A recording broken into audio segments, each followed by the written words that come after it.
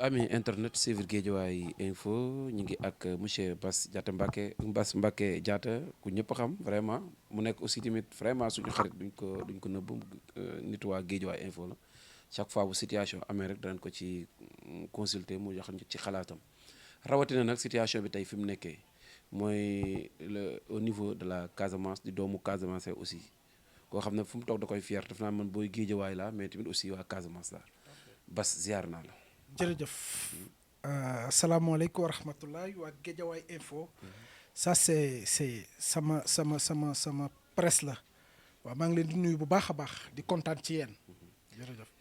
Bass gis nañ fan yii yëpp ba problème bi amee daan nañ ci waxtaan mooy situation géopolitique bu amoon. Vraiment président bi woote woon benn apaisement barki démb ñu gis benn un chroniqueur un grand journaliste sax muy Madiambal Diagne def benn sortie ci problème mu Casamance bi lan nga ciy wax.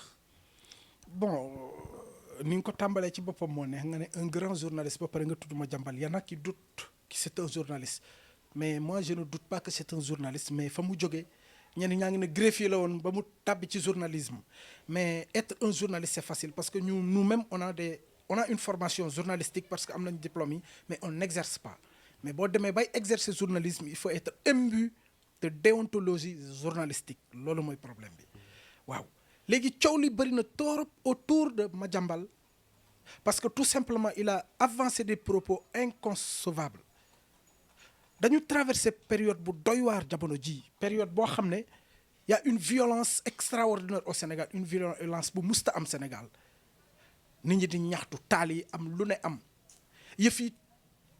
ñu waroon koo jàngat état bi waroon koo jàngat parce que ça devait servir de leçon il devait avoir une perception de ce que la population donne comme signal comme message mais ils n'ont pas décrypté le message la violence verbale continue violence verbale fu ñu ko fu ñu ko natt ci ñoom la tey ku ci mujjee avant moom sax déggoon na fi ay Dembourou Sow Aliou Dembourou Sow wax fi lu doy waar Macky Sall ba léegi Macky Sall muy rappelé wu ko à l'ordre ñànk justice bi wow ñu ko pour laaj ko propos yi fu mu ko teg tey déggaat nañ ko mel ni Madiambal wax lu jéggi dayoo loo xam ne yemul ci waaso waaye luy taal réew mi la parce que dafa dem la mu wax du lenn lu dul fàttali ñu lu doy waar xam nga kundul au moment où nous parlons xam nga ñoom lan la ñu waroon a wax il devait nous parler de l'emploi des jeunes présentement bi sooxe parce que plus de 2000 jeunes ñu ngi ko naan perte nañ seen i emploi waa Auchan dàq nañ ñi les contractuels waa Total ils ont chassé les contractuels et cetera waa Auchan présentement ñu ngi yokk njëg yi benn deuxièmement les gens sont fatigués parce que tout simplement au moment où nous parlons la magistrature est en train de rouspéter des hauts gradés de l'armée de la gendarmerie démissionnent le pays est un peu déboussolé il nous parle d'ethnie au moment où nous parlons il nous parle les gens parlent autour de l'indépendance de la justice lui il nous rappelle l'indépendance de la Casamance je vais te dire une chose que personne ne va te dire xam nga Casamance la fa xewoon ba nit ñi xalaat loolu parce que on sait là les Casacés se sentaient un peu marginalisés les Casacés se sentaient lésés du Sénégal les Casacés ne se sentaient pas sénégalais auparavant ñun dañoo juddu suñu waajur yi di ñu daan ne nous sommes du Portugal nous nous sommes retrouvés français on entendait à l'abbé Diamacoune dire on s'est réveillé sénégalais nous ne comprenions pas nous étions jeunes mais des personnes comme Madiambal sont en train de nous rappeler des choses qui commençaient à se cicatriser en nous kundul ñun dañoo juddu ci conflit bi fekk ñuy toroxal suñu papa yi muy lu metti lu ñu metti ba léegi comment on le faisait les militaires tuaient des personnes nos parents tuaient ils les battaient à mort la may wax ni ñi may déglu Casamance ñi may déglu ci Sénégal waxantuwuma lu ma dund la man sama kër sama papa ñamu yoroon y avait un jeune qui était élève foofu son papa a été battu à mort par l'armée sénégalaise battu dóor ba mu sedd mu dugg ci kër gi toog il fut des temps où quand tu prononces le mot MFDC prison nga jëm quand tu prononces le mot Labé Diamacoune prison nga jëm waxatuma ñoom Sidi Badji et cetera et cetera ba ñu kooku ba mu dee son fils était convoqué à la gendarmerie ñu dóor ko ba ñu dem loxoom parce que dañ ko ne yow dañ laa dégg nga ne yow da ngay fayul sa papa xam nga kooku nu mu mujj def il a migré en Gambie Gambie la mujj nekk présentement il est en Gambie te ñu bëri noonu la ñu def am na suñuy mbokk yoo xam ne mën naa la citer kenn par kenn seeni papa ba léegi gisaatuñu leen ils étaient capturés par l'armée sénégalaise par l'État du Sénégal ba jusqu'à présent ñëwaatuñu au moment où nous parlons il y a des zones en Casamance yoo xam ne ñun il y a des personnes qui ont été là-bas téye leen dugal leen foofu rey kenn gisaatu leen affaire bi metti loolu des familles se sont disloquées des bombardements se faisaient face on a écumé des zones entières des villages ont été pillés par l'État du Sénégal ñuy bombardé ñu naan ratissage ñun dañu dem ba suñu culture Casamance dañ ko biaisé parce que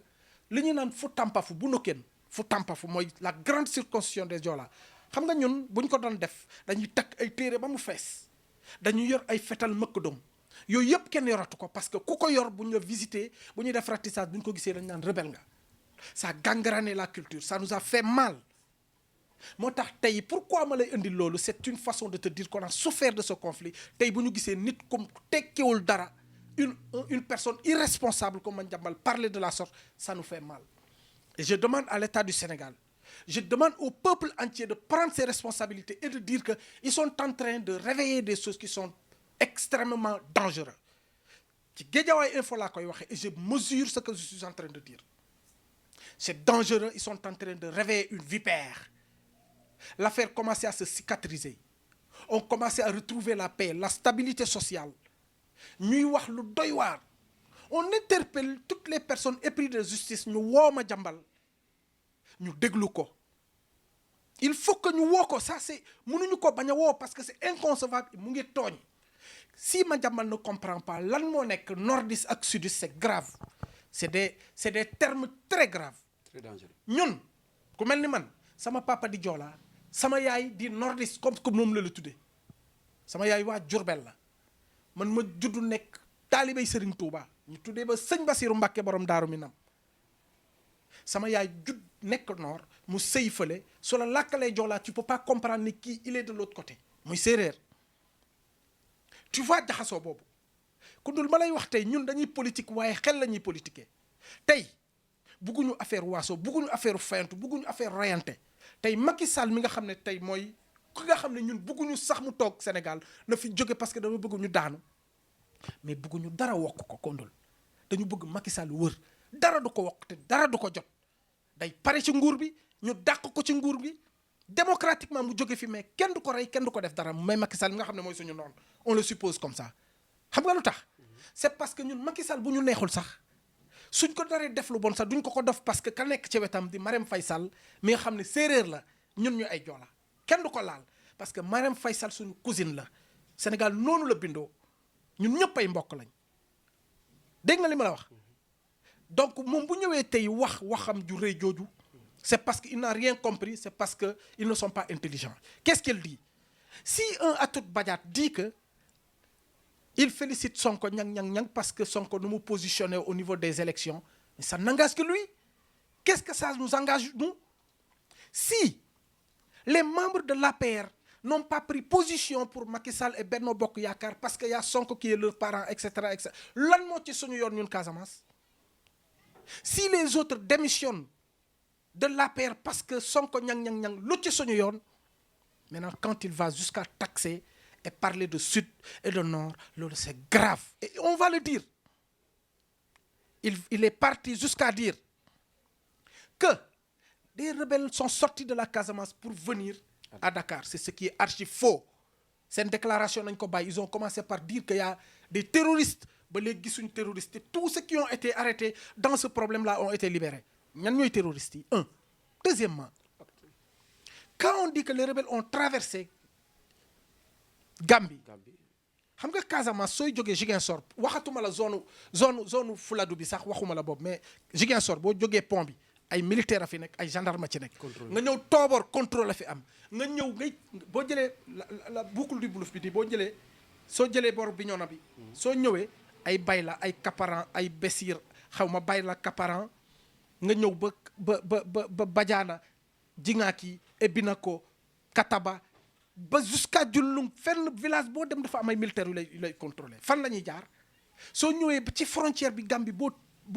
traversé boo ñëwee ba Kaolack dañ lay vérifier da ngay wàcc soo ñëwee beneen yoon bi pour dem Balengo foo ñëw boo guddee sax da nga fay on a souffert de ce conflit ba nga xam ne ñun dañu doon voyager jógee Dakar di dem da ngay fanaan ci yoon bi parce que nee nañ la sécurité da ngay mel ni ku nekk ci zone boo xam ne bu doy waar contrôle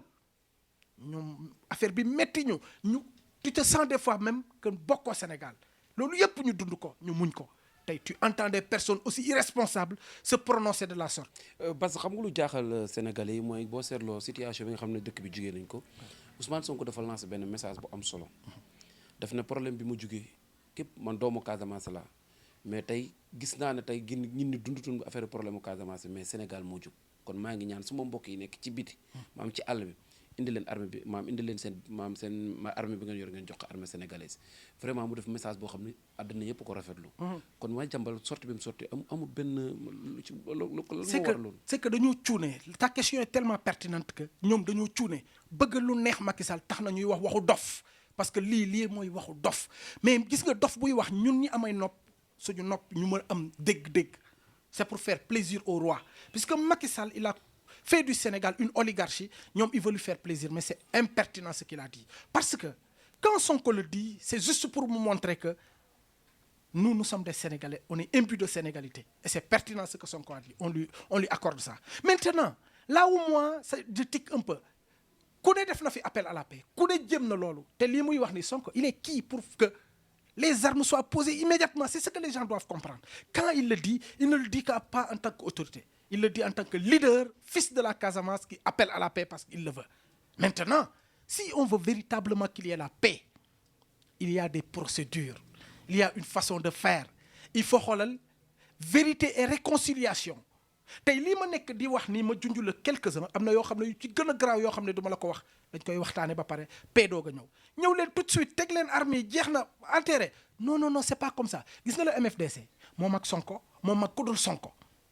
depuis le temps de Ibou Diallo yi ñoom transité par Émile Badiane ñëw ci ñoom Abbé Diamacoune ñoom Sidi Badji et cetera jusqu'à cette génération là du lu ndaw MFDC moom mag BDS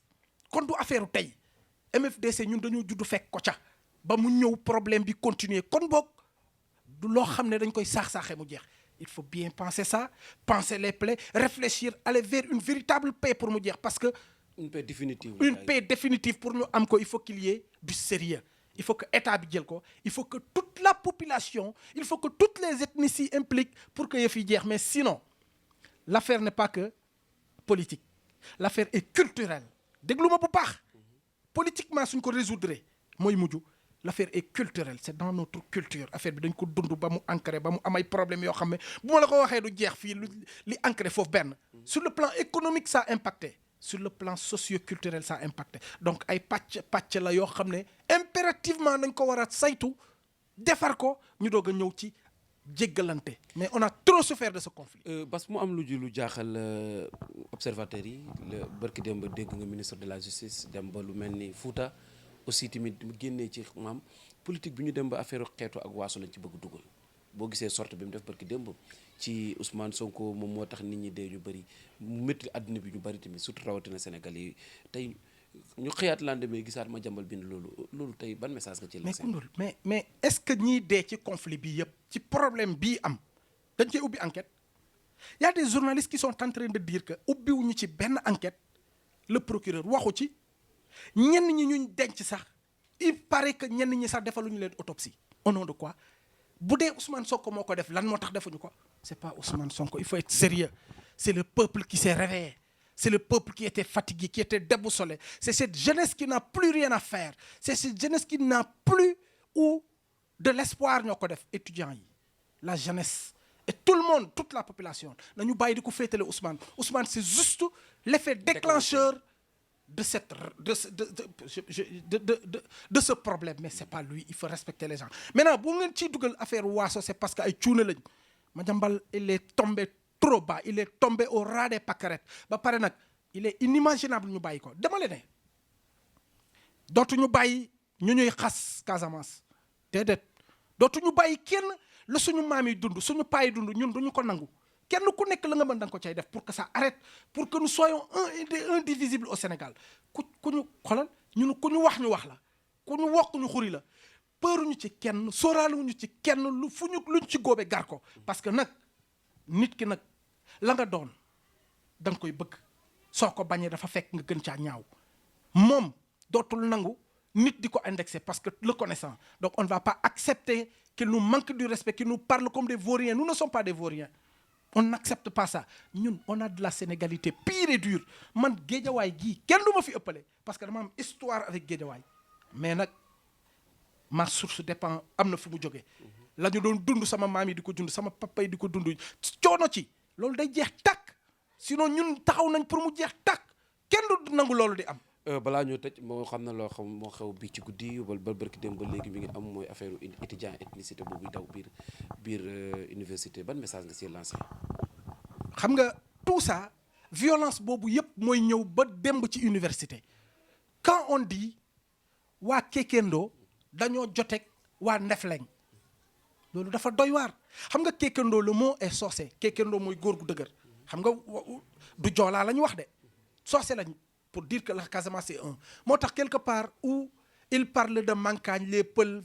ñoom ñooy soutenir Sonko c'est faux et c'est faux parce que Casamance ñëpp benn lañ soose bi joolaa bi ñun ñëpp benn lañ ñu tol mu kiliniti ndukare ñin surwaye fanyaale fo tilimbaliyaani kalevantiyamam betiya ñun ñëpp benn lañ parce que boo ko déggee mu wax nga xam ni ki du nit ku dëggu oli bu këkkoon oli Sénégal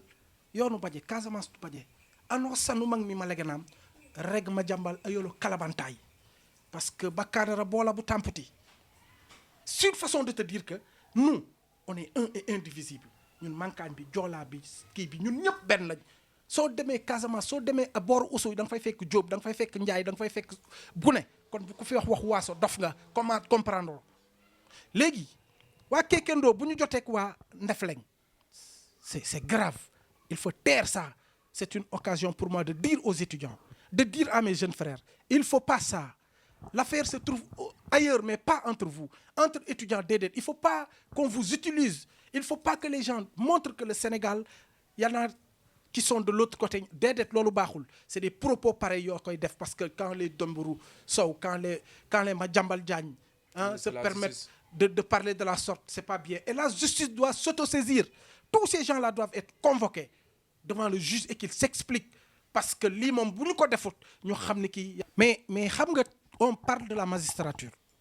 te Aliou Ndao am tey presque bépp Aliou Ndao lañ xëyee wax na ba mu joxar bi baaraam magistrature bi moom moo fi yoroon kër yi ba mu fàtte ni bi mu yowoon kër yi am na lu ñu ko def loo bokk léegi nag bu waxee ci magistrature yëpp ba pare da wax ci CREI